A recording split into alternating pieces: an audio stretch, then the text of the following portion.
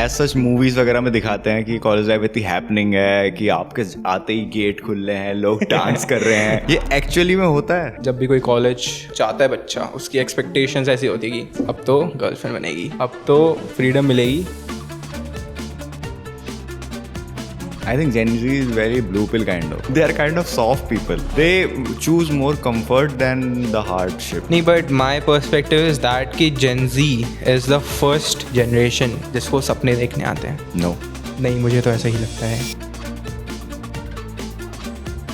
जो Gen Z है वो ये कंपेयर कर रहा है कि अच्छी चीज़ें दूसरी कंट्री में है, हमारी कंट्री में नहीं है। बट हमारे पास अभी भी बहुत चीज़ें हैं जिनके दम पे हम खड़े रह सकते हैं, या फिर वो हम उसको लेके ग्रेटफुल भी तो नहीं है। हमारे इंडिया में पर कैपिटा इनकम काफ़ी इलाकों में सब सहारन अफ्रीका से ज़्यादा कम है। लूप होल्स तो हर जगह। It's not a loop hole. तुम्हें लगता है नेपाल जैसा कुछ इंडिया में होगा? हमारे देश में लोग मिडियोक्रिटी से खुश हैं। हमको पता है कि सड़क पे कचरा है, कोई बात नहीं, हमारे फेफड़े खराब हो रहे हैं, होने दो। क्या इंडिया को नेपाल जैसे रेवोल्यूशन की ज़रूरत है? डेफिनेटली। क्या होगा? I don't think so.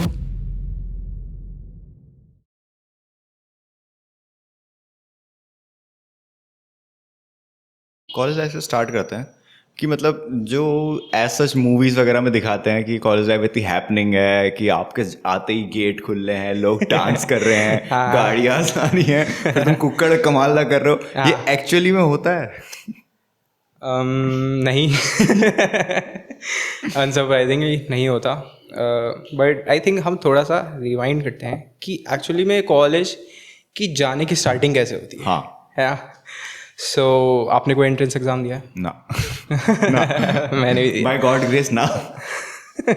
निकलता भी नहीं। ना मतलब ही नहीं बनता। तो अभी एक्चुअली मैं अपनी स्टोरी बताता हूँ पर्सनल। हम गए काफ़ी सारे कॉलेज में, one by one, you know, X college, Y college, C college, and I think India में सब ज़्यादातर एक ही कोर्स कर रहे हैं, BTech computer science, right. So पूरे कॉलेजेस बने हुए हैं सिर्फ एक कोर्स के अराउंड, सबको कंप्यूटर साइंस चाहिए, बट मिल बहुत कम लोगों को रहा है। So after getting rejected by 4 colleges, I finally got into Amity university Noida. तो काफ़ी एक्साइटेड था मैं। एमिटी के बारे में मैंने बहुत कुछ सुना था, आपने भी सुना होगा। तो आई थिंक जब भी कोई कॉलेज जाता है बच्चा, उसकी एक्सपेक्टेशंस ऐसी होती है कि अब तो गर्लफ्रेंड बनेगी, अब तो फ्रीडम मिलेगी, क्योंकि अक्सर ऐसा ही होता है कि ब्राउन हाउस होल्ड्स में फ्रीडम काफ़ी कम दी जाती है, बोथ बॉयज़ एंड गर्ल्स। पहली बार फ़ोन मिलता है काफ़ी बच्चों को, पहली बार हाथ में पैसा आता है, जिसकी वजह से काफ़ी प्रॉब्लम्स भी हो जाती हैं, you know, smoking, drinking, party, घर लेट जाना, और कितने सारे लोग जो अपने घर से बाहर ही रह रहे हैं, तो फुल फ्रीडम। तो कुछ लोगों के लिए तो कॉलेज लाइफ बहुत ज़्यादा हैपनिंग होती है, बट कुछ लोगों को 3 घंटे ट्रैवल करके भी कॉलेज जाना पड़ता है 3 into 3 6 hours। सो कुछ लोगों के लिए कॉलेज लाइफ बड़ी ट्रॉमेटिक होती है, बट हाँ, एज सच मूवीज जैसा तो कम ही होता है।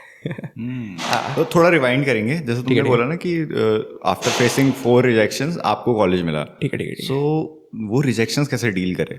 मैंने कोई एंट्रेंस एग्ज़ाम नहीं दिया था, and I didn't score well in my 12th grades due to some unforeseen reasons. But in fact मेरे को कभी पता नहीं था कि मेरे को बीटेक कंप्यूटर साइंस करनी थी, मेरे को एक्चुअली कुछ और करना था, बट वो एक लास्ट मोमेंट पे वो नहीं हो पाया। तो अक्सर इस एज में, लाइक यू नो, 17-18 काफ़ी टेंडर एज है, and we face such things, we get very worried कि अब तो लाइफ ख़त्म है, ओह अच्छा कॉलेज नहीं मिला, लाइफ ख़त्म है, या तो एंट्रेंस क्लियर नहीं हुआ, लाइफ ख़त्म है, you know. But what people don't realise is कि ऐसा कुछ नहीं होता, right. If you are not in a good college but you are talented enough, life ख़त्म नहीं हुई, right. If you didn't make big somewhere else doesn't mean कि you won't make big anywhere else, right? So deal तो honestly उस time पे तो मैं नहीं कर पाया था, but eventually when time passed by, धीरे धीरे हो गया heal, कोई दिक्कत नहीं है। So अभी कैसे चल रही है कॉलेज लाइफ? अच्छी चल रही है। मज़े आ रहे हैं। But सो ऐसा ऐसी कोई चीज़ है, मतलब मुझे इंटरेस्टिंगली बताना हाँ, कि क्योंकि मैंने करा था अपने सरकारी कॉलेज से, तो सरकारी कॉलेज तो बढ़िया होता है। उस टाइम वो बहुत अलग चीज़ है। मुझे प्राइवेट कॉलेजेस का जानना है ठीक कि है, ठीक है। वहाँ पर ऐसा क्या फेस्ट वगैरह बहुत तगड़े होते हैं, क्या क्या होता है, कोई वाली स्टोरी बताना। तुम मतलब ऐसी स्टोरी बताना जो तुमको भी लगा था कि यार ये तो सोचा ही नहीं था ये हो गया। पर I think when we think of Amity, fest, parties and very controversial things, वही माइंड में आती है। But the sad part is कि अभी मेरे को 2 साल हो गए हैं Amity में पढ़ते हुए। अब जाके कोई फेस्ट हो रहा है, उसमें भी उन्होंने पता नहीं हार्डी संधू को बुलाया है, जानते हो आप? हाँ। मैंने कभी नहीं सुने उनके गाने। अरे यार। मैं नहीं जा रहा फेस्ट में। बट हाँ, प्राइवेट कॉलेज में ज़्यादातर फेस्ट काफ़ी अच्छे होते हैं। इनफैक्ट बहुत सारे बच्चे जो बाहर से दिल्ली एनसीआर में पढ़ने के लिए आते हैं, उनके लिए काफ़ी एक अच्छा सोर्स ऑफ एक्सपोजर है। एंड बढ़िया है, सब बढ़िया है। हाँ, कॉलेज लाइफ में ऐसा, तुम्हारी कॉलेज लाइफ में मोस्ट इम्पॉर्टेंट थिंग अभी तक का क्या सीखी तुमने? Don't stress too much, you know. और ये कैसे आया? आई थिंक हेल्थ ख़राब हो गई, यू नो, मेंटल हेल्थ ख़राब हो गई, mental physical both. And even after that, वो ख़राब होने के बाद भी कुछ सॉल्व नहीं होता, राइट? आई थिंक जेनजी में भी एक बहुत बड़ी मात्रा में प्रॉब्लम है कि हम बहुत ज़्यादा एंशियस रहते हैं, और शायद कई बार हमारी रियल प्रॉब्लम्स भी कुछ नहीं होती है, बट वो हमारे माइंड में इतनी बड़ी होती है कि हम बस उसे ये सोच सोच के परेशान होते हैं, जबकि सरफेस लेवल पे कुछ होती नहीं है, right? You suffer more in thoughts than reality. Yeah, and that's very common in Gen Z, because when you don't have real problems, you tend to make your own. Own problem. Yeah, exactly. You are your worst enemy. Exactly, for sure. तो उससे expectations क्या थी? मतलब college से ऐसा कोई expectations थी जाते टाइम पे? जाते time I think no, excited थे, काफ़ी अच्छा कैंपस दिखा मेरे को। एंड ऑफ कोर्स, मतलब पहली बार, जैसा एज आई टोल्ड यू, पहली बार फ़ोन मिलना, पैसे मिलना, फ्रीडम मिलना, काफ़ी न्यू एक्सपीरियंस था, काफ़ी अच्छा एक्सपीरियंस था। नए नए लोगों से मिले, काफ़ी यू नो बातें हुई, और धीरे धीरे दोस्त बन गए। बट स्टिल आई फील जो स्कूल की दोस्ती है ना, वो कॉलेज की दोस्ती से कहीं कंपेयर नहीं कर सकते, क्योंकि Why? ये मैंने बहुत लोगों से सुना है। I think as you tend to grow up, you become more clever, selfish, and आप अगर मतलब कहते हैं ना मतलब की दोस्ती, तो वो वाला फैक्टर एज के साथ साथ बढ़ जाता है काफ़ी। पर वो मतलब ही तो तुम भी हो सकते हो ना। हाँ, डेफिनेटली। बट फिर वो एक कलेक्टिवली देखा जाए, so like for example, you would be in school, you would have like a say innocent heart, तो वहाँ पे सब एक सर्टेन टाइप का एनवायरनमेंट रहेगा। Then you will go into college, then you realise कि okay, few people, not most of them, but few people are trying to scavenge on you for some sort of benefit. Then you will move to office, then you'll realize ki, okay, now these people have started making money, now these people are not spending their dad's money. Then they'll realize, okay, this is important. Now they'll start to scavenge you on more, because they realize कि अच्छा शायद यही matter करता है। So I think हर एक organisational jump के बाद the intensity या फिर कहो प्योरिटी ऑफ दोस्ती just decreases, and people start becoming more skeptical as they age. So That's my opinion. How was your jump from school to college? मतलब ऐसा कुछ हाँ, हुआ? आई थिंक स्कूल में तो मैं काफ़ी इंट्रोवर्ट बच्चा था, मोस्टली जैसे होते हैं। एक ही दोस्त था मेरा, या फिर 2 मान लो, काफ़ी अच्छी दोस्ती थी। थैंकफुली मैं अभी कॉलेज में भी उन्हीं के साथ हूँ। बट आई थिंक कॉलेज ने मेरे को अकेडमिकली तो कुछ नहीं कह सकता मैं, but as a person develop करने में बहुत हेल्प किया, right? Personality wise I grew a lot. I can now talk to a lot of people, most of my classmates are my friends. But दोस्ती वाइज yes, like जब मैं enter किया then I realized कि अच्छा हाँ यार लोग हैं यहाँ पे। और आई थिंक ये तो काफ़ी पॉपुलर एक फैक्टर है कि सेम 1 की दोस्ती सेम 3 तक आते आते दुश्मनी में ये होता है। हाँ, तो आई थिंक वही बात मैंने देखा कि ओह शिट, लाइक जिसको हम सोचते कि अच्छा ये होगा या फिर ये वो होगा, this like my true friend, true companion और whatever, then you realise okay I was wrong. So it really hurts. And उसके बाद एक layer of your heart like closes a little, and at some point of time it closes completely. वो बंदा थोड़ा skeptical बन जाता है in a lot of cases. So ऐसे ही हुआ मेरे साथ भी, जैसे सबके साथ होता है. सो कॉलेज में कुछ ऐसे ड्रीम्स वगैरह लेके आए थे जो पूरे करने थे? मैं हाँ. मैं तो broken dreams लेके आया था. Can you please elaborate? So when I was in 12th grade, मेरा बहुत sorted था कि I'm not like the best in studying, I'll become a pilot. ठीक है, expensive affair for sure. तो सब ने हाँ कह दिया फैमिली में, बट मेडिकल्स करवाए.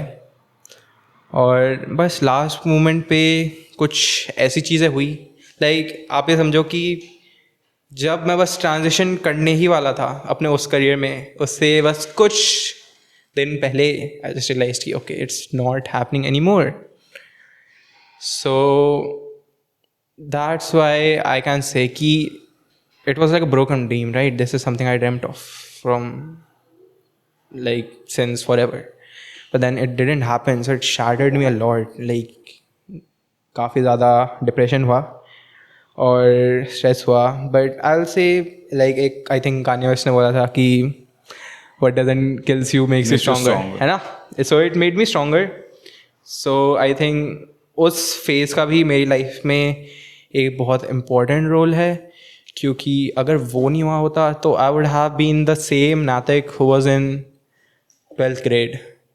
So anything bad or anything substantial that is happening in your life and is giving you a lot of stress, you can just think, okay, maybe there is a lesson God wants me to teach that I didn't learn yet. So What was the hardest lesson you learned up till now? I gotta think about it. Hardest lesson. वो होती है ना एक hardest pill to swallow. वो ऐसा कौन सा lesson था जो सबसे टफ था तुम्हारे लिए एडमिट करना या अपने आप के लिए? Okay, hardest pill to swallow. I think जब हम इस यंग एज में होते हैं काफ़ी एक एनर्जी होती है अपने लाइफ बॉडी में, माइंड में, काफ़ी हम ऑन गोइंग होते हैं कि चलो ये करते हैं वो करते हैं. And we are very hungry as a generation. So हम किसी ना किसी परस्यूट में निकल जाते हैं, बट उस परस्यूट में हम खुद को भूल जाते हैं, राइट? देन जब काफ़ी आगे हम उस परस्यूट में निकल जाते हैं, फिर हम रियलाइज़ करते हैं कि ओ शिट, हम तो खुद को ही पीछे भूल गए. If it makes sense, right? So I think it happened with me like when I was pursuing a project of mine, give everything to it. क्योंकि हम Gen Z लोग, you know, there's a very popular term locked in. हाँ, आपने सुना होगा. all out, locked in. All out, locked in, geeked, you know. So हमारे जो locked in वाला जो culture है, it really harms us. You should lock in, but you should learn how to maintain a balance. You should learn how to sleep on time. You should learn how to eat clean. You should learn how to take care of your mental and physical health. Probably give some time to your parents, because like this might be the last time you would be talking to them, staying with them. Like आपको नहीं पता ना आप कल कहाँ होगे अपने career में. So the hardest pill to swallow was balance बनाना बहुत ज़रूरी है. मतलब तुम सही में ट्रूली बिलीव करते हो कि बैलेंस बनाना ज़रूरी है? If you want to create something very substantial, you want to create something very great, you'll have to burn yourself. It is the truth. But is it really worth it? For some it might be, for some it might not be. Like, I don't know if you know many businessmen like I do. They are rich, but they don't have their health with them. So can they truly value or enjoy that money? But मेरे according तुम्हें तब realise होता है, मतलब वही वाली बात है ना कि हाँ. एक गोल के पीछे जब तुम भाग रहे हो, ठीक है, तब तुम उस गोल के पीछे भाग रहे हो, तब तक का तुम्हें रियलाइज नहीं होगा जब तक तुम वो अचीव ना कर लो. जब तुम अचीव कर लोगे तब तुम कह सकते हो कि That's what हाँ I'm- मुझे ये नहीं चाहिए था, या फिर वो चीज़ें। That's what I'm saying. But Like, अगर वही चाहिए होगा I तो think Gen Z is very red pilled into believing कि okay, I want this, but they don't truly question themselves अंदर से कि क्या चाहिए मेरे को. I think Gen Z is very blue pill kind of. Maybe I'm wrong, Okay. but they are kind of soft people. Um, They choose more comfort than the hardship. I think you can divide it in like two sects of people. मतलब मैंने जितने अभी तक देखे हैं या जितना सुना है, उसकी मैं अपने नॉलेज के अकॉर्डिंग बोल रहा हूँ। मे बी मैं गलत हो सकता हूँ, हर कोई ऐसा नहीं होता, there are always a black sheep जो अलग चलते हैं। बट जितना मुझे लगा, जितना मैंने देखा, मैं उसके अकॉर्डिंग बता रहा हूँ कि मेजोरिटी लोग अभी जिनसे मैं मिला था, जो टीन एज की एज में है, they are more want to be comfortable, कि थोड़ा कमाए चलेगा भाई, यहाँ से घर से बैठे काम हो जाए, या मुझे उतना बड़ा कौन उसके पीछे भागे, गोल के पीछे होना होगा हो जाएगा, नहीं होना होगा नहीं होगा। They are kind of chill, which They are is chill, good yeah. for that. Yeah, नहीं, but my perspective is that कि Gen Z is the first generation जिसको सपने देखने आते हैं. No, नहीं, मुझे तो ऐसा ही लगता है. हमारे घर वालों ने भी तुम्हारे सपने देखे थे। नहीं, बड़े सपने, हाँ, you know. उनके टाइम के हिसाब से वो उनके सपने थे। अब तुम फॉर एग्जाम्पल, फिर लॉजिकल बात नहीं, चलो तुम ठीक है. एक एग्जाम्पल देखना, ठीक है, जो बंदे ने जो बंदा एक घर से बाहर नहीं निकला है, उसके लिए दुनिया क्या मैटर करती है? उसने दुनिया देखी ही नहीं है, तो उसको उस घर से बाहर निकलना था। फॉर एग्जांपल, मैं अभी ये कुछ दिन पहले सोच रहा था, जो ये ऐसे थॉट आया था कि मेरे दादाजी ने इतनी मेहनत करी कि हम गांव से शहर में आए। मेरे फादर ने, मेरे पापा ने इतनी मेहनत करी कि मैं उस शहर से, छोटे शहर से मेट्रोपॉलिटन सिटी में बैठा हूँ। अब मैं इतनी मेहनत करूँ कि मेरा बेटा या मेरे बच्चे कल के दिन इन फ्यूचर वो फॉरेन जा सकें। तो जिस बंदे ने जो जो देखा है वो उस हिसाब से मेहनत करेगा ना। अब तुम दादाजी की ओर बैठ के ये तो नहीं कह सकते ना कि भाई अमेरिका जाना है, उन्हें वो देखा ही नहीं, उनके दिमाग में वो था ही नहीं। सो मैं यहाँ पे ये कहना चाहूँगा कि dreams earlier were about survival, हाँ, stability. For sure. Now it's ambitious, हाँ, growth, everything new, everyday adventure, liberty, freedom. क्योंकि अभी क्या हो रहा है, like as you said, like दादाजी के टाइम पे या डैड के टाइम पे there was no social media, right? Social media हमको एक्सपोजर कम था कि बाहर क्या चल रहा है, इनफैक्ट अपने ही देश में क्या चल रहा है, कितना ही एक्सपोजर था हमें. But now with social media हमको काफ़ी ज़्यादा एक्सपोजर है, तो हमको पता चलता है कि अच्छा हाँ, ये भी एक लिमिट है, ये भी एक लिमिट है, ये भी एक लिमिट है. सो आई थिंक उसकी वजह से when I said Gen Z is the first generation to dream, so I can recorrect my statement कि Gen Z was somewhat the first generation to dream big हाँ, you can in say a that. bigger number. Like outliers would be always there her generation में, but अगर आप एक if you put a number to it, most of the people Gen Z nowadays, they are dreamers, you know. They want to do something of their own. They don't want to work for someone else. They don't want to be a corporate slave, as they say it. Although उसमें से कितने realist हैं और कितने वो कर पाएंगे is a different question. हाँ, But I think Gen Z is a dreamer and a rebellious generation. और कुछ लोगों को पसंद आता है, कुछ लोगों को नहीं. But tell me something, as you are Gen Z, हाँ, कि Gen Z mainly FOMO centric तो नहीं है? क्योंकि जितना मुझे लगा, जितना मुझे लगता है कि जेन जी थोड़ी ज़्यादा फोमो सेंट्रिक है कंपैरेटिवली और जनरेशन्स के और लोगों के. हाँ, कि उनको अगर आज दिख रहा है कि अमेरिका में कुछ स्पेसिफिक चीज़ है, तो अगर आधे चले गए तो आधे रहेंगे भाई यार इंडिया में नहीं है, इंडिया इतना पिछड़ा देश, ये कहाँ आ गया, मैं कहाँ रह रहा हूँ. हाँ, हाँ, हाँ, फोमो सेंट्रिक है जेन जी मेरे अकॉर्डिंग. हाँ, हाँ. If I am wrong please correct. You're right. I think FOMO, like viewers को बताता, FOMO as in fear of missing out. हाँ. So इतनी पुरानी जनरेशन नहीं हम, मेरे audience current day up to date रहती है. ठीक है, ठीक है, ठीक है, सॉरी. बूढ़े देख रहे हैं, मतलब सोच रहे हो FOMO. नहीं, मैं एक्चुअली मेरे को नहीं पता था आपकी व्यूअर्स का क्या डेमोग्राफिक है. ठीक है. So I think FOMO और एक और टर्म है YOLO, you only live once, है ना। ये तो आई थिंक काफ़ी प्रेवलेंट मोटोज है हमारी जनरेशन के। एंड जैसे आपने बात किया कि बाहर की क्वालिटी ऑफ लाइफ को अपनी देश की क्वालिटी ऑफ लाइफ को कंपेयर करना, हाँ it's very prevalent as I told you कि उस एक्सपोजर की वजह से ये पैरेलल्स ड्रॉ हो रहे हैं। But I think it's a good thing, होनी चाहिए। I think when we will realise कि okay there are countries doing better than us, then only we'll be able to think ki, okay, we have to also do better, because India is a country that lives in the past. Okay, we were this, we were that, we were greatest, we were the best, richest, most civilized.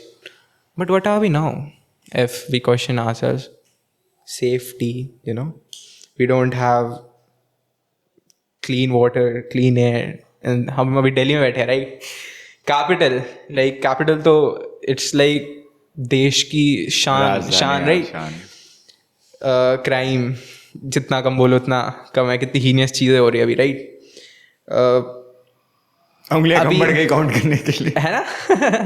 अब in fact इस year तो इतनी बुरी चीज़ें हो रही हैं in row कि we Gen Zs have started questioning the government, we Gen Z have started questioning the whole system.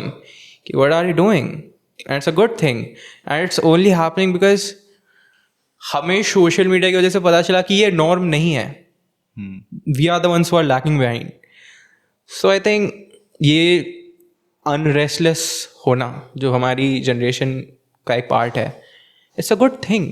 पर उस एक्सटेंट तक का कि जो तुम्हारे पास है तुम उसमें खुश हो ही नहीं, इतना भी थोड़ी ये थोड़ी ठीक है कि मतलब for example you are right कि जनरेशन क्या कहते हैं चाहती है कि क्या कहते हैं आगे बढ़े, जो हाँ ये इसमें मैं ट्रूली एग्री करता हूँ कि हम इंडिया उन देशों में से है जो पास में जीता है कि हमारे पास हम सोने की चिड़िया थी, ये है वो ठीक है भाई, हम थे एक टाइम पे, अब हमें आगे का देखना है, अभी हम नहीं हैं, वो अच्छी बात है। बट हमारे पास अभी भी बहुत चीज़ें हैं जिनके दम पे हम खड़े रह सकते हैं, या फिर वो हम उसको लेके ग्रेटफुल भी तो नहीं है। मेन दिक्कत यहाँ पे तो क्या लगता है कि क्या है, आप मेरे को थोड़ा बताइए। टॉप 5 कंट्रीज में आते हैं जिनके पास न्यूक्लियर पावर है, हमारी जीडीपी इतनी बड़ी है, हमारे पास लार्जेस्ट वर्किंग पावर वो है, बहुत चीज़ें ऐसी जिसके लिए हम ग्रेटफुल रह सकते हैं, but still we choose to defame कि हम पीछे हैं। अच्छा ओके, आप मेरे को 3 चीज़ें बताइए, ठीक है? और भी हम अभी इन 3 चीज़ों को काउंटर करते हैं। ठीक है, we have nuclear weapons, we are very thankful to our scientist जिन्होंने अपनी जान को जोखिम पे लगा के हमारे देश की रक्षा करने की सोची। बट न्यूक्लियर वेपन की हमारी कंट्री की स्टेट से रेलेवेंस कितनी कम है? Are you sure? I am sure. अगर कोई भी बंदा थोड़ा भी जियोपॉलिटिकली एक्टिव है उसको पता है न्यूक्लियर पावर होना कितनी बड़ी बात है। It is important, but the thing I am trying to say, quality of life, right? Okay, let's put it that way. Like I'm not against nuclear weapons. हाँ, it is necessary. But अगर आपने बोला कि देश जो किसी चीज़ पे stand कर सकता है और उसके में आपने न्यूक्लियर पावर को ही मेंशन कर दिया, तो हम में और पाकिस्तान में डिफरेंस क्या रह जाएगा? अगर आप पाकिस्तान के बच्चों से जाके पूछोगे कि अपने देश के बारे में प्राउड आप किस चीज़ के लिए हो, तो वो बोलेंगे ओके हम एटमी शक्ति हैं। है ना? तो I think nuclear power again it's a good thing, but it is not something that we should be proud of. It should not be the hashtag one thing you should be proud of. कुछ और bad alternatives होनी चाहिए. Now you told we are the 4th largest GDP per capita income. Loopholes तो हर जगह. It's not a loophole. हमारे India में per capita income काफ़ी इलाकों में सब सहारन अफ्रीका से ज़्यादा कम है. If I tell you what people are doing for survival, mere survival in our country, लोगों को आइडिया भी नहीं है. मोस्ट हॉरेंडस हीनियस स्टफ, और you can say most bone crushing hard work, या फिर इनह्यूमेन स्टफ, चाइल्ड लेबर, सब हो रहा है सिर्फ सर्वाइवल के लिए. So you can't say it's a loop hole, it's a real problem. पर वो तो और कंट्रीज में भी हो रहा है ना. why do you नहीं, have to नहीं, compare with a lower? वही कि यही तो मेन दिक्कत है कि आप लोग जो जेनजी है वो Okay. ये कंपेयर कर रहा है कि अच्छी चीजें दूसरी कंट्री में है, हमारी कंट्री में नहीं है। उनको हमारी कंट्री का सिर्फ बैड साइड दिखता है कि यहाँ पर मर्डर्स होते हैं, यहाँ हीनियस क्राइम्स होते हैं। उनको ये नहीं दिखता कि उससे डबल अमेरिका में क्या कहते हैं स्कूल शूटिंग का कितना नॉर्मल कल्चर है। School shooting, gun crime. Yeah. यहाँ के इंडियन स्कूल्स में फोन्स भी अलाउड नहीं था। अब शायद हो गया, हमारे टाइम पे नहीं था। I don't know. इसके बारे में I'm not वही aware. हाँ. तुम हमेशा मतलब बैड चीज को पॉइंट आउट करके दूसरी कंट्रीज को फेमस करोगे, अपनी कंट्री को डिफेम करोगे, ये कहाँ की चीजें हैं? It's- इंडिया में आई एग्री, इंडिया बहुत चीजों में लैग बिहाइंड कर रहा है, पर बहुत चीजें हैं जिसके लिए हम प्राउड रह सकते हैं। Okay, mention some. कुछ बताइए. अगेन ओके, हाँ. आर्मी यार, रुक जाओ। आर्मी बोलूँ. हाँ please.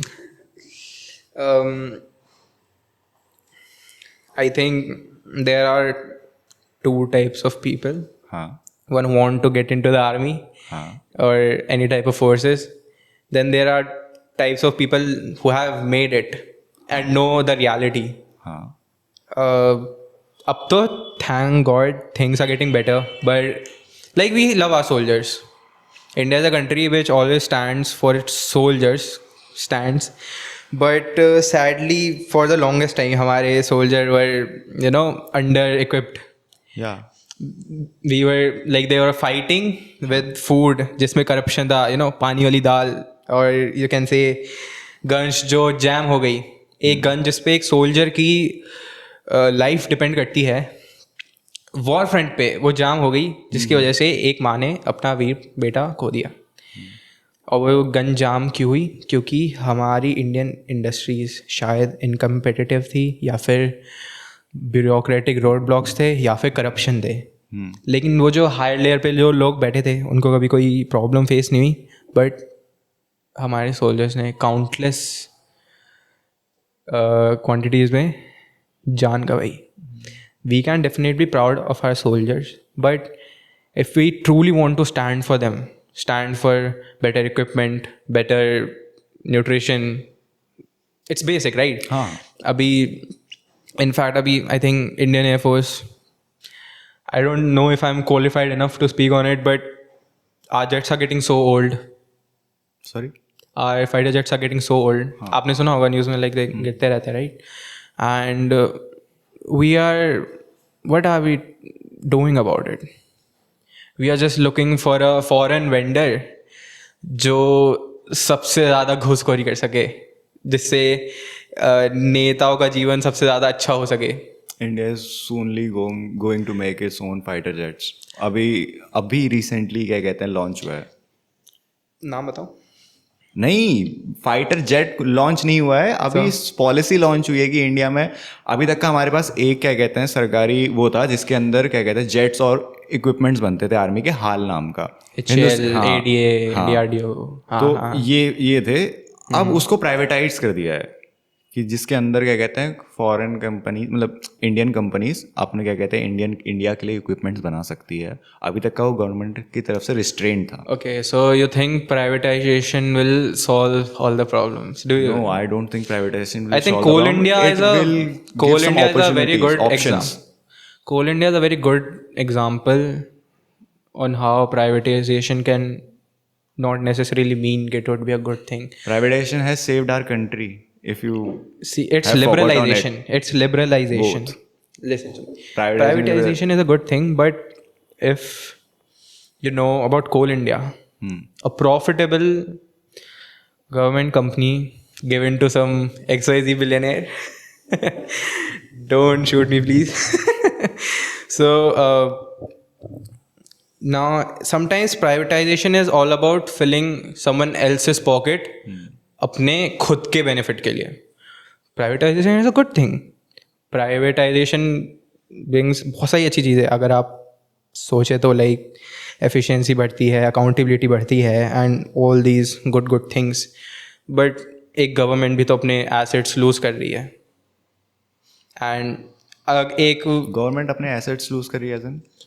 if there was an XYZ company, say coal mine, अब वो जो coal mines इंडिया के एसेट थे, now they are with some other private company, or you can say उसके अंदर टर्म्स एंड कंडीशंस होती हैं जो सरकार को ही पैसा देती है। बट इट डिपेंड्स कि पॉलिसी मेकर्स का इंटेंट क्या है। फॉर एग्ज़ाम्पल अभी कुछ स्तर पे फार्मिंग में प्राइवेटाइजेशन हुआ है, उसमें सरकार का इंटेंट अच्छा था, इसलिए एग्जीक्यूशन भी अच्छा हो रहा है और रिजल्ट्स भी अच्छे आ रहे हैं। फार्मर्स की इनकम ग्रो हुई है कई जगहों पे, जहाँ पे वो एक प्राइवेट कंपनी इसके लिए काम कर रहे हैं। सो अगर उसको उस वे में देखा जाए तो हाँ, privatisation is good, but as I told you पहले कि it's all about policy maker का इंटेंट। समटाइम्स पॉलिसी मेकर का intent is all about filling खुद की पॉकेट, या फिर जो उनके हायर अप्स है उनकी पॉकेट, या फिर जो भी पार्टीज इन्वॉल्व हैं सबकी पॉकेट्स भरना, ताकि उनको कोई फेवरेबल बेनिफिट मिल जाए। ठीक है, सो अभी आई थिंक अगर हम प्राइवेटाइजेशन कैपिटलिज्म की बात करें तो कौन सा देश सबसे पहले आता है? अमेरिका। सो अमेरिका के ऊपर ही देखते हैं कि how privatisation has affected them as a country. Definitely they are creating a lot of tech, they are the one who create. हम कंज्यूमर्स रह गए, वो क्रिएटर बन गए, बट उसका एक्सेस भी एक तरीके से उनको हार्म कर रहा है। For example farming, there are 2 companies in America which control I think 90% around food supply. तो उसकी वजह से क्या हो रहा है कि food prices are growing irrationally. एक हेजमनी बन गई है इन दोनों की। Yeah, it's like a duopoly. हाँ, monopoly. So it's like food prices are going irrationally. खाना काफ़ी होमोजीनियस बनता जा रहा है, और लोकल जो फूड शॉप्स हैं, बुशर शॉप्स हैं, वो सब डाई कर गए हैं। तो एक पर्टिकुलर ऑर्गेनाइजेशन की ही जेबें भर रही हैं। सरकार ने काफ़ी ज़्यादा लाइक फूड सप्लाई उस पर कंट्रोल लूज कर दिया है, और because of this duopoly consumers के पास ऑप्शन नहीं है, right? So when we are privatising, हम उसको एक इस पर्सपेक्टिव में भी देख सकते हैं कि we are losing control of our own assets. If we have some organisation, government organisation जो किसी प्राइवेट एंटिटी को ट्रांसफ़र करी गई, it's also like losing assets and resources that came with it. You are losing control, which अगर हम उसको नहीं रोकते हैं या फिर हम उसको एक काफ़ी ज़्यादा एक्सटेंड तक कर सकते हैं, तो it can lead to very big problems. For example, अभी you must have heard कि अमेरिका में डिफेंस कंपनीज की लॉबिंग होती है, समझ रहे, राइट? सो इंडिया में भी सेम है। Like what we think is people like एक, अब तो लोग ही आंखें खुल रही हैं from God's grace, but who really funds the election? What do you think? Politics and party, businessman. अच्छा, आउटर फंडिंग, हाँ। If you are expecting these businessmen to give you a lot of money, billions and billions of dollars to fund your election, they would expect कि return आए कुछ, right? There's no free help, है ना? So when we are thinking कि okay, this XYZ privatization is happening, it's more of like a returning favor to the parties. नहीं, parties returning favor to the big corporates, so they can ask for money again and win the election again. So इसमें चाहिए क्या, मतलब जो as a middle class है या normal people है, वो एक साइड ग्रोथ की डिमांड भी करते हैं, ठीक है, but they don't want to face the cost of it.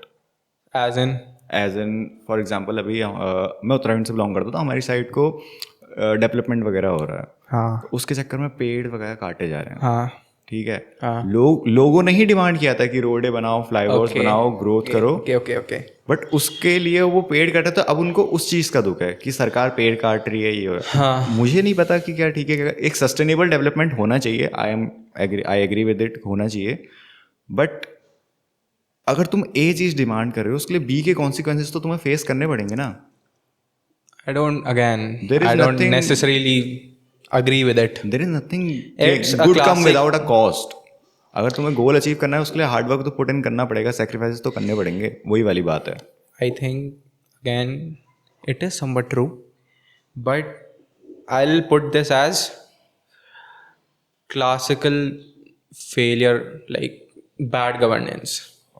For example, काफ़ी सारी कंट्रीज़ हैं, उन्होंने अपनी नेचुरल ब्यूटी को प्रिजर्व किया, राइट. इलीगल कंस्ट्रक्शन को रोका और एक जगह को एक स्पेसिफिक स्टेट में रहने दिया. अगर आप अभी करंट स्टेट में इलीगल कंस्ट्रक्शन को रोकते हो और उन लोगों को हटाते हो जिनने कब्जा कर रखा है ना, वो भी इनह्यूमन एक्टिविटीज में बोला जाएगा. I'll tell तुम you नहीं what- कर सकती. No, no, ये I'll tell you what मेरा I'm trying to say. हाँ. See, आप पहाड़ जाइए. आई थिंक इंडिया में जो आप पहाड़ से, राइट, कौन कौन से टॉप डेस्टिनेशंस हैं घूमने के लिए? मेरे को थोड़ा रिकैप दीजिए. हमारी साइड को जहाँ जहाँ मैं गया हूँ या इंडिया में पॉपुलर जगह कौन सी है पहाड़ों में? पहाड़ों में केदारनाथ हो गया. अगर मंदिर के साइड को जाना है, केदारनाथ टेम्पल हो गया, बद्रीनाथ टेम्पल हो गया. अगर सी व्यूइंग के लिए जाना है तो हमारी साइड को नैनीताल पड़ता है, हिल स्टेशन वहाँ हो गया, मसूरी हो गया, मनाली हो गया, बहुत सारी. सो आपको क्या लगता है किस हद तक उस जगह की नेचुरल ब्यूटी को सरकार मेंटेन कर पाई है? जो एक्चुअली जिस चीज़ के लिए लोग वहाँ पे एक्चुअली जाते हैं, वो किस हद तक अब उस जगह पे बची है? आपको क्या लगता है? बहुत कम. Okay, so don't you think it's example of bad governance? It is a classic example of what you demanded. No, development तो सब डिमांड करते हैं, राइट? इफ यू डोंट, वही वही पॉइंट मेरा वही है. डेवलपमेंट तुम डिमांड कर रहे हो पर उसकी कॉस्ट भी तुमसे बेयर नहीं हो रही है. why does development have to come with a cost? Why do you believe that? Everything comes with a certain cost. Whilst we could, मैं बताता हूँ, Tell me something that don't come with any cost. development that doesn't come with any cost. I think Any. a good example, let's take a country, Yeah. Switzerland. Beautiful mountains. India have equally beautiful mountains, if not more. But अगर हम उस जगह की identity को ही switch कर देंगे, right, तो एक टाइम पे ना वो टूरिस्ट स्पॉट बचेगा. Switzerland and London are one of among those countries which were fucked one time. इतना इलीगल कंस्ट्रक्शन, इतना माइग्रेशन हुआ था वहाँ. After that they came. But again मैं वो कहना वही चाह रहा हूँ कि पॉलिसी मेकर का जो इंटेंट है, do you believe in your country's policy makers? हाँ, I wholeheartedly believe in India. But अच्छा चलो ठीक है, let's put it that way. Don't you think कि हर चीज़ एक रिवॉर्ड सिस्टम पे काम करती है? हाँ. व्हाट्स द रिवॉर्ड कि एक XYZ होटल है जो रिवर बैंक पे इलीगली बना हुआ है, जो गवर्नमेंट को हर महीने हफ्ता दे रहा है, गवर्नमेंट उसके अगेंस्ट क्यों जाएगी? वेरी लाइकली चांस, बहुत कम चांसेस हैं. That's what I'm trying to say. It's all about creating a reward system. The system, although it's bad, but हमें ये समझना पड़ेगा it's a system. That's why it is there. The thing is, आप point out कर रहे हो लोगों पे या लोगों के इंटेंशन पे जो पॉलिसी मेकर्स हैं. ठीक है, मैं एज एन होल को बोल रहा हूँ कि जो लोग, जो हम जैसे मीडियम लोग हैं, वो जो डिमांड कर रहे हैं. अगर फॉर एग्जांपल इसका क्लासिक एग्जांपल उससे देखते हैं, नोटबंदी से. 500 और 1000 के नोट से, चलो ठीक है, ठीक है, 500 और 1000 के नोट्स थे हाँ. जिनका सर्टेन अमाउंट ऑफ यूज हो रहा था. नोटबंदी आई, 500 का आया और 2000 का आया. करंट रेट पे 2000 का नोट वर्क करता है. क्यों? क्योंकि उसकी डिमांड ही नहीं थी. बहुत एक्सपेंसिव या बहुत बड़ा नोट बोल लो, जो भी बोल लो, उसकी डिमांड ही नहीं थी, तो उसकी सप्लाई ही बंद कर दी गई. ऐसा कोई डिमोनेटाइजेशन उसके बाद से डिमांड नहीं थी. I think it was more about money laundering related बंद हुआ था ना. नहीं, मैं एग्जांपल दे रहा हूँ. मनी लॉन्ड्रिंग, हाँ, डिमोनेटाइजेशन अलग, वो अलग चीज़ है. मैं एग्जांपल दे रहा हूँ तुम्हें कि 2000 के नोट की पे कैसे आ गया है एग्जांपल. अच्छा हाँ, ठीक है ठीक है ठीक है. 2000 के नोट की डिमांड नहीं थी तो उसकी सप्लाई ही बंद कर दी. तो फॉर एग्जांपल, अगर तुम इतना एक्सटेंसिवली तुम डेवलपमेंट या दूसरी कंट्रीज को नोटिस करके अपने वहाँ पर वो अप्लाई करने का, वेस्टर्न कल्चर को लाने की इतनी एक्सटेंसिवली डिमांड नहीं करोगे तो सरकार भी नहीं करेगी उतना. आई एग्री, इसमें लोगों का इंटेंट आता है कि पॉलिसी मेकर कितने अच्छे इंटेंट के साथ कर रहे हैं और कितने बुरे इंटेंट के साथ कर रहे हैं, वो ट्रूली है, वो उसमें कोई डिनाई नहीं है कि सरकार या पार्टीज पैसे लेती है, करप्शन होता है, पर जो लोग डिमांड कर रहे हैं उसी को फुलफिल किया जा रहा है end of the day. Development comes with a cost, but उसकी वजह से जो प्रॉब्लम्स हो रही हैं, can we just ignore it? No. अभी मैं आपको उसके दोनों पहलू दिखाऊंगा, ठीक है? So you are from mountains, don't you think कि जो कंस्ट्रक्शन जो इररिस्पॉन्सिबली किया गया है उसकी वजह से लैंडस्लाइड्स बढ़ी हैं, फ्लड्स बढ़े हैं, हाँ। इलीगली पेड़ काटे जा रहे हैं, हाँ। उसकी वजह से वाटर रिटेंशन का लेवल लो हुआ है, तो these things are getting more worse. हाँ। एक बड़े पैमाने पे देखा जाए तो ये चीज़ें एक्चुअली पूरे इकोलॉजी को ही ख़राब कर रही हैं। हाँ। एंड लोग तो वही देखने जा रहे हैं। At some point of time when you exploit the nature so much, अगर वो जगह ब्यूटीफुल ही नहीं बचेगी तो वहाँ पे लोग जाएंगे क्यों? द थिंग इज, एक्सप्लॉइट करने वाले सरकार से ज़्यादा खुद लोग हैं। लोगों को एक्सप्लॉइट करने क्यों दिया जा रहा है? That's the main question. सबका हाथ पकड़ के थोड़ी कर सकते हो। पॉलिसीज बनाओ ना अच्छी, लाइक क्यों किसी बंदे को अलाउ किया जा रहा है कि वो रिवर फ्रंट पे प्रॉपर्टी बना ले? एक देश कभी तक जब तक आगे नहीं बढ़ सकता जब तक उसके खुद लोग जिम्मेदार ना हो। इसका क्लासिक एग्जांपल It's मैं not देता like हूं। that, अभी see. अभी मैं और मेरे क्या कहते हैं दोस्त लोग, हम गए थे खाटू श्याम, ठीक है? वहाँ मैं भी गया था। बैरिकेटिंग, हाँ ठीक है। बैरिकेटिंग वगैरह अगर आप भी गए तो साफ है ठीक कि है। मंदिर के स्टार्टिंग पे ही बैरिकेटिंग होती है। ठीक है। मंदिर के बगल पे ही इतना कचरा था, डस्टबिन के बगल में कचरा खुले था। हुए नाले थे। सरकार तुम्हें स्ट्रक्चर दे सकती है पर फॉलो तो करने वाले लोग होते हैं ना। जब लोग, सिंपल तुम्हारी बात है कि लोगों का इंटेंट नहीं है जब तक, तब तक का कैसे होगा? अगेन जैसे मैंने बोला, खाटू श्याम से पहाड़ों पे वापस आते हैं। हाँ। It's all about a reward system. If you have the resources कि आप रिवर बैंक पे एक होटल बना सकते हैं जो इलीगल है और उसका रिवॉर्ड अच्छा है, आप तो बनाओगे ना डेफिनेटली। हाँ। बट अगर पॉलिसी मेकर्स का एक स्ट्रिक्ट इंटेंट होता कि हमको इकोलॉजी प्रिजर्व करनी है, वो आपको अलाउ ही नहीं करते कि हमको इलीगल कंस्ट्रक्शन करना है। For sure. And it's not just like कि हम प्राइवेट ऑर्गेनाइजेशंस को अपने देश को एक्सप्लॉइट करने दे रहे हैं। इट्स लाइक हमने एक सिस्टम बना दिया है कि हर साल फ्लड आएगी तो फ्लड रिलीफ का पैसा आएगा, रेस्क्यू का पैसा आएगा, उनको खाने देने के लिए पैसा आएगा। So we are engineering natural calamities for ourselves, mainly politicians, mainly people who are on the higher ups. So I think if you want to defeat the system, corruption, or what we say, हाँ वो कैसे होगा? we have to understand it. So until you don't understand your enemy, you can't defeat it, you know? Sure. But again, आपने जैसे कहा, एक हमारा question से थोड़ा मिस आउट किया कि development comes with a cost, right? But at what extent? I think हाँ, हम सारी चीज़ों में सरकार को ब्लेम नहीं कर सकते। नॉर्थ इंडिया में घूमने के लिए स्पॉट्स ही कितने हैं। नॉर्थ इंडिया में इतनी पॉपुलेशन है, पहाड़ मेनली काफ़ी कम जगहों में हैं, तो पॉपुलेशन जो ओवरलोड है, वैसे तो हम उसमें भी सरकार को ब्लेम कर सकते हैं क्योंकि आई थिंक सदर्न इंडिया ने तो बहुत अच्छे से अपनी पॉपुलेशन को मेंटेन किया। They have a much healthier population numbers than us. Although वो बात अलग है कि अब वही उनको सैबोटाज कर रहा है, but if we think of it that way कि this is a systematic rot, but I will put it as systematic rot. Who will choose the system? Us. You can say that.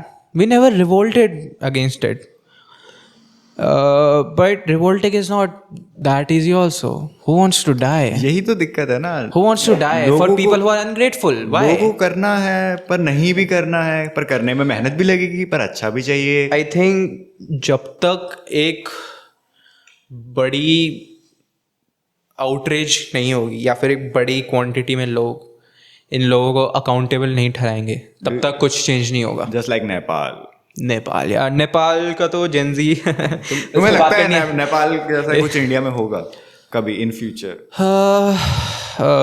I don't think so. Okay, I will put it that वे। नेपाल में I think ये rebellion इसलिए हुआ क्योंकि उनकी survival पे बात आ गई थी। People were not able to even survive, you know, but we are not on that state, we are somewhat better. But when I think अगर रेबेलियन हुआ इंडिया में कभी तो जेंजी की वजह से ही हुआ, क्योंकि जेंजी ही रेबेलियस नेचर है। तब तो जेंजी जेंजी ही एक जनरेशन है जिससे होप है। जेंजी ही एक क्या कहते हैं जनरेशन है जिससे लोग कहे कि हाँ ये क्वेश्चन करेंगे, ये स्टेटस को तोड़ेंगे और ये स्टेटस को से अग्री नहीं करेंगे। If they think it's wrong, it's wrong. इसका गुड एग्जाम्पल इज अभी आपने अरावली के जो एक्ट्स उसके बारे में सुना होगा। So there was some Gen Z leader, तो उसकी वजह से ऑफ कोर्स वो पॉलिसी रोल बैक हो गई। अभी DU में भी there was this Raunak Khatri, if I am not wrong, काफ़ी प्रेवलेंट जेंजी नेता ने काफ़ी अच्छा एग्जाम्पल दिया कि अगर जेंजी बड़ी क्वांटिटी में साथ है तो क्या हो सकता है। इनफैक्ट अभी UGC एक्ट के लिए भी अभी जेंजी की वजह से ही रोल बैक हुआ, क्योंकि अभी लोगों को चीज़ें दिखने लगी हैं। क्या इंडिया में नेपाल जैसा रेबेलियन होगा? I don't think so, because even now हमारे देश में लोग मीडियोक्रिटी से खुश हैं। हमको पता है कि सड़क पे कचरा है तो है, कोई बात नहीं, वो एक्सपेक्टेड है। हमारे फेफड़े खराब हो रहे हैं, वो एक्सपेक्टेड है, होने दो। हमारे लाइक हम रेडियो एक्टिव पानी पी रहे दिल्ली में, पानी है यूरेनियम, सबको पता है। क्या हुआ? कुछ चेंज हुआ? नो, क्योंकि हमने रियलिटी को एक्सेप्ट कर लिया है। और we are getting numb kind of, हम numb we are very angry, but we are not able to do it. That's called numb. No. Numb. You are angry. If we were numb, we won't get angry. So why are you not doing anything about it? Who wants to die? We have too much to lose. I think Nepal के case में they didn't have much to lose. हाँ, because everything was on the line. Everything was fucked. हाँ.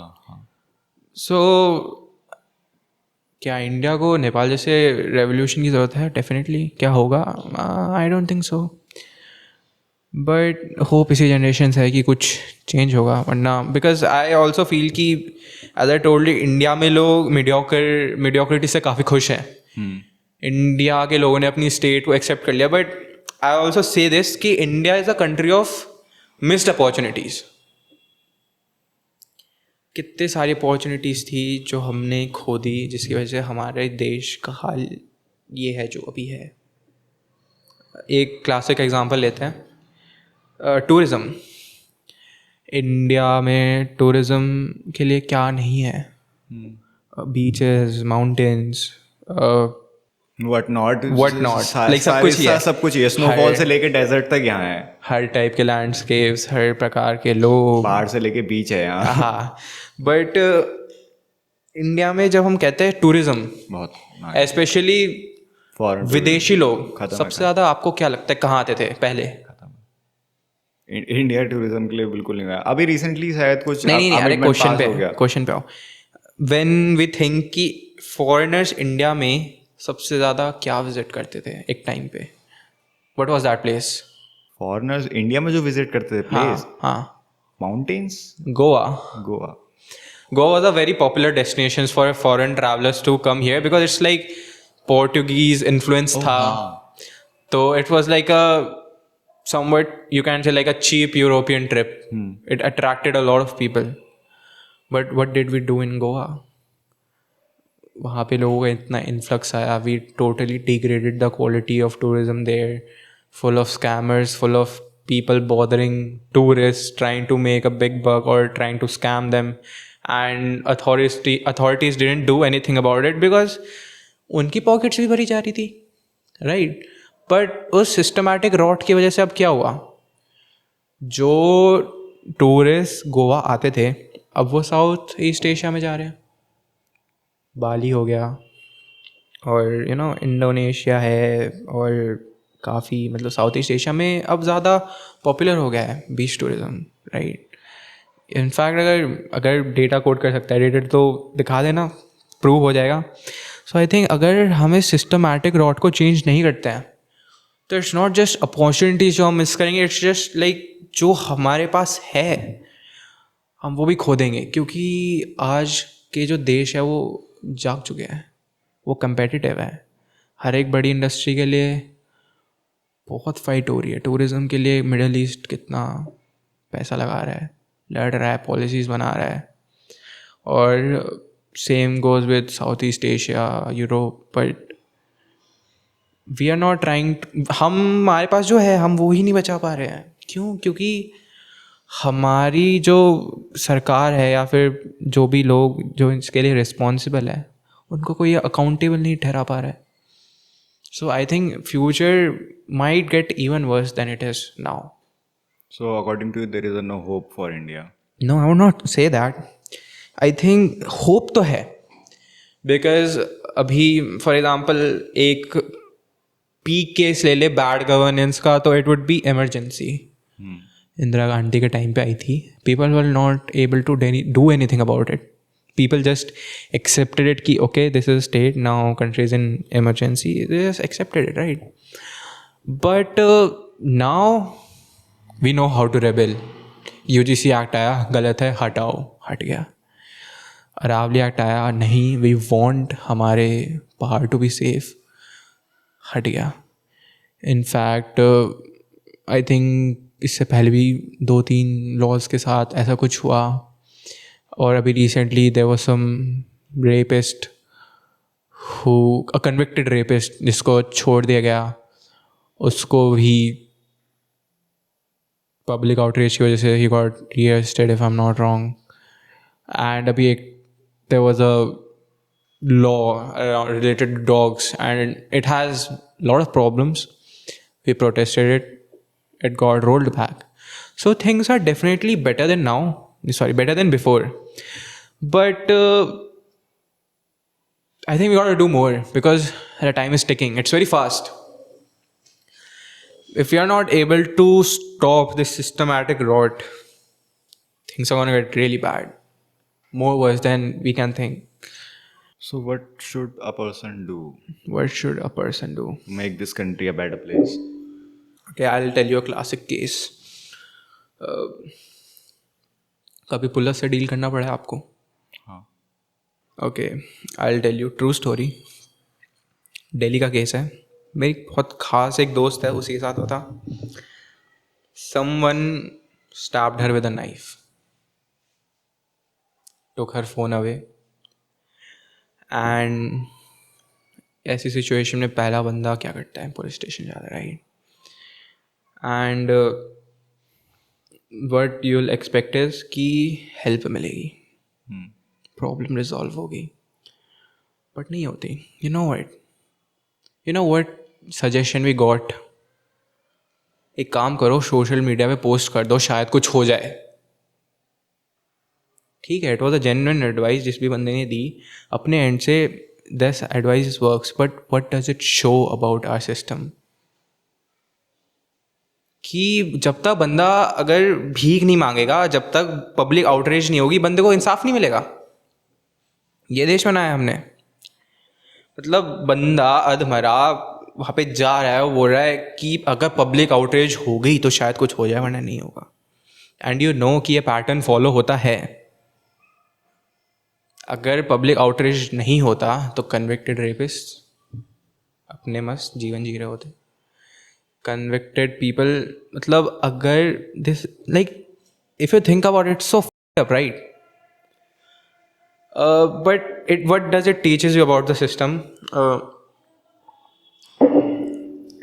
हमारी authorities को जनता से डर नहीं लगता, बट अगर जनता एक साथ आ जाए, पब्लिक आउटरीच से डर लगता है, ह्यूमिलिएशन से डर लगता है। अथॉरिटीज़ पब्लिकली ह्यूमिलेट हो रही हैं। लाइक आपने तो सोशल मीडिया पे भी ये ट्रेंड देखा होगा आजकल, लाइक कहीं बहुत ज़्यादा गंदगी है तो they are posting it on Instagram, then it is getting cleaned. So I think what we can do is make the government accountable, publicly shame them, humiliate them, and tell them ki we will not accept this and you have to change this. Until this doesn't happen, nothing is going to change. सो भाई अपने podcast के last segment में पहुंच गए हैं और यहाँ मैं हर किसी से एक सवाल पूछता हूँ हाँ, कि ऐसा कोई थॉट कोट और प्रिंसिपल जिसके दम पे आप अपनी ज़िंदगी चलाते हो। mediocrity को हटाना पड़ेगा। Like I won't say it's like a quote, but अगर आप mediocrity में खुश हैं, so it's very hard for you to achieve or change something substantial. That's what I feel कि comfort zone में नहीं आना चाहिए। Like if something is bad, call it out, get it changed. उससे पहले restless रहो, comfort zone में मत आओ। So and it will take you places if you live by this principle for sure. That's what I think.